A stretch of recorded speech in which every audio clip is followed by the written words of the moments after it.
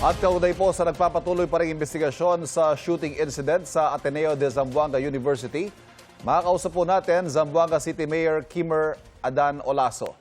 Mayor, magandang umaga po sa inyo. Yes sir, magandang umaga po sa inyo. Sir Ivan, good morning and good morning din po sa mga nakikinig po sa ating ngayong araw na to. Mayor, live po tayo sa unang balita dito sa GMA News.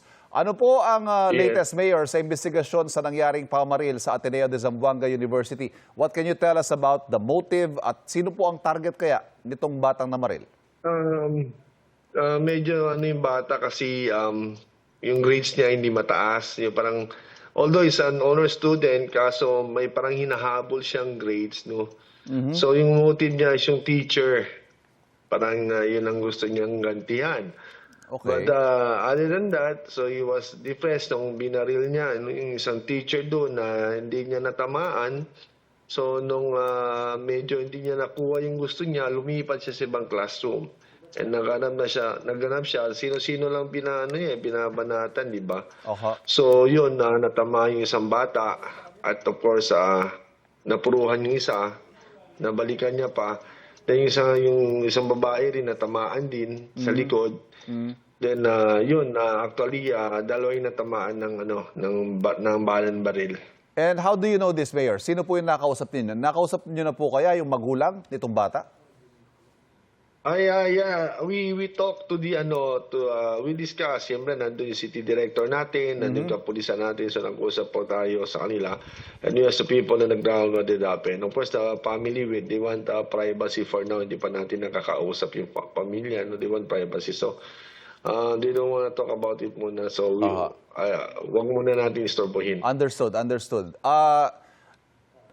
Nabanggit po ni Vice Mayor Climaco dito sa isang interview from a news report yesterday, the city will implement stronger measures to protect schools.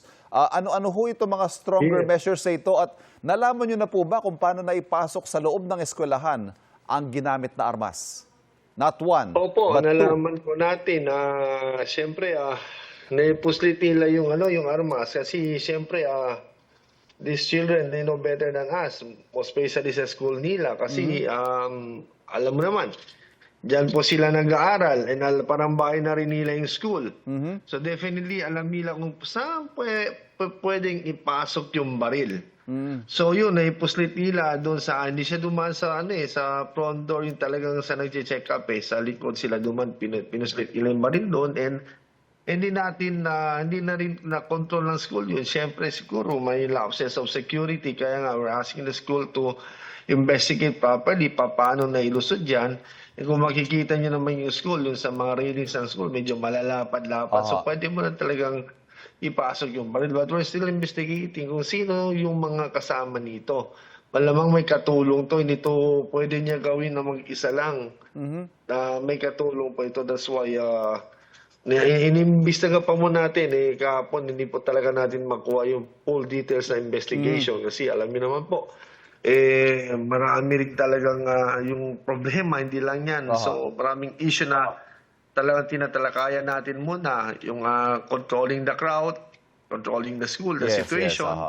So yun po, but maybe by today or another day we will know what's the real score and real truth of this story po. Pero habang iniimbestigahan po natin, ano ho kaya yung mga immediate measures na ipapatupad ng lokal na pamahalaan sa ating mga ibang mga paaralan dyan sa city para maprotektahan po ang ating mga mag-aaral at gayon din ang mga guro? Immediately po, sabi po nga natin na yung kapulisan natin, I want them to be in different school na dapat na magpo-posting po sa bawat station. So, dapat meron po tayo sa eskwelahan. And nandiyan po yung kapulisan natin. Within 3 minutes, na-responde na kagad. Wala pang 5 minutes, naka-respond na kagad yung kapulisan natin. But the problem, sir, we don't have the full authority to control the school because that is private individual. Yes. Except for a government school, pwede natin i-control. But for private individual, di po natin makontrol yan. Pero nasa labas po yung kapulisan natin. And pertaining to peace and order, okay naman yung peace and order na syudad. Wala naman po tayong problema. Wala naman tayong insurgency. But it so happen na ito nangyari sa kabataan na ito, Simply because this is what they watch on TV, what they watch on YouTube, sa Social mga media, ano nila, sa mga cellphones nila.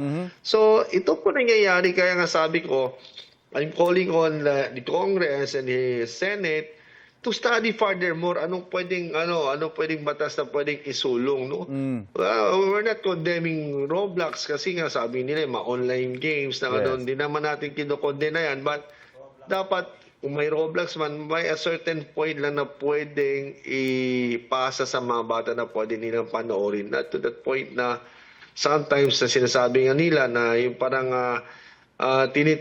twist mo na yung mind ng mga bata na to do something wrong, no? Aha. So, yun lang ang sa akin. Meron ho bang mga gagawing interventions, Mayor, either from Ateneo or from the national government or the local government para naman ho matulungan yung mga batang na trauma dahil ho dito sa malagim na pangyayaring ito? Of course, from Ateneo, they will do that. And on our side, we'll do that also. Kasi kailangan yung mga bata na trauma, they have to go on psychological exams. And we have to we will see kung ano po, what we can do on them, no? Ito yung pinakamabigat, sir, eh. Kasi hindi sinasanay sa ganun, eh. Akala nila, as per interview, akala ng bata, biro-biro lang yun na puputukan niya. Eh. Yes. Pero tinototohanan niya. So this can happen not only in Zamboanga City, but this can happen also in the entire country. Yes. Eh, sabi ko, the government, especially the national government, to step up immediately. Kailangan talaga, they have to step up immediately, do another action for this. Kasi nangyari na last time sa ibang lugar, parang Tacloban somewhere. Yes. Eh, nangyari na naman dito sa Zamboanga. So, we cannot let this happen anymore. Kaya nga sabi ko, it depends on how we submit the news to the people. We have to submit what's the truth and anong katotohanan. Eh, mayroon mga iba kasi, they keep on putting on message on social media. Hindi naman tama minsan yung notisya, yung news. Mali po. Kaya dapat mano tayo yung ayun, news na totoo. Like ngayon, nakikipag-usap ako sa inyo sa GMA. And I'm very happy kasi alam ko, bawat notisya na nilalabas yun is pang katotohanan lamang. Mayor, given all that, please address your residents dyan po sa Zamboanga City na maaring nakakaramdam po ng pangamba, ng takot dahil po sa nangyaring ito. Go ahead, sir. Opo, I'm calling all na di mio residencia del mio amabile città di Zamboanga, no mo se enemigo de ustedes alcalde, Mayor Kimera de Nolaso, Takio, kasi kita todo esfuerzo para na datong lugar. Ginagawa natin lahat for Zamboanga City. I want Zamboanga City to come up someday. Hindi tayo maging dehado, even peace and order, tourism, we're trying to promote Zamboanga. Huwag kayong matakot, nandito ako and I'm very much supporting you. And of course, today we declared na wala tayong walang pasok, the whole level from kinder to college level for the morning of to mourn the passing of the two students, no? We have to give respect to them.